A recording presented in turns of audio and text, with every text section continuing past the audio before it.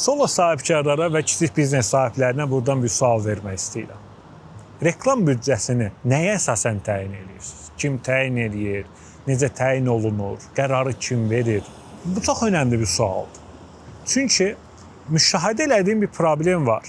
Hansı ki, Azərbaycandakı solo sahibkarlar və kiçik biznes sahiblərinin əksəriyyəti bu problemi yaşayır, bir tələyə düşür.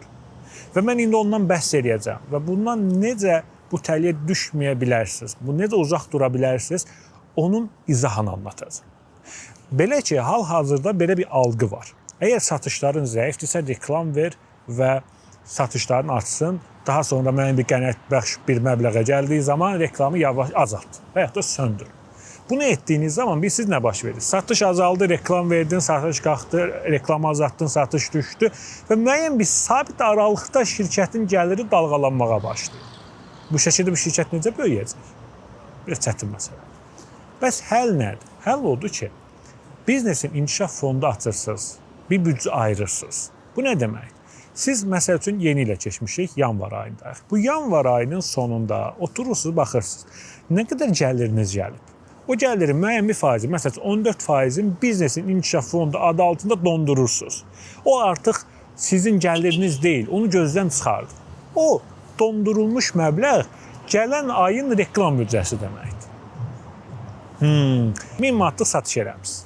14%-in ayrımısınız biznesin inkişaf büdcəsi və gələn ay reklamı oradan xərcləyəsiniz. Yəni bu o deməkdir ki, siz yanvar ayında reklam verməyərək 1000 manatlıq satış eləmisinizsə, artıq siz fevral ayında 14 manatlıq bir reklamla 1000 manatlıq satışdan artıq satış edəcəksiniz. Və satışınız artdığına görə biznesin inkişaf fondu büdcəniz də artmış olacaq. Və o büdcə artdığına görə növbəti ayın reklamı daha çox reklam verəsiniz. Daha çox reklam verdiyinizə görə daha çox satış deməkdir bu. Daha çox satış, daha çox reklam büdcəsi. Daha çox reklam büdcəsi, daha çox satış. Yəni bu şəkildə bir döngünün içində girirsiniz, bir də baxırsınız ki, satdıra bilmirsiniz. Şirkət böyüməyə başlayır, yeni əməkdaşlar, yeni ofislər, nə bilim, yeni bayilər və s. filiallar açırsınız. İnkişaf bu şəkildə olur. Bu yanaşmada mən Storytel Limanverdən sizlərə hədiyyə olsun, istifadə eləyin, fərqi görün, arada bir məni də yada salmağı unutmayın.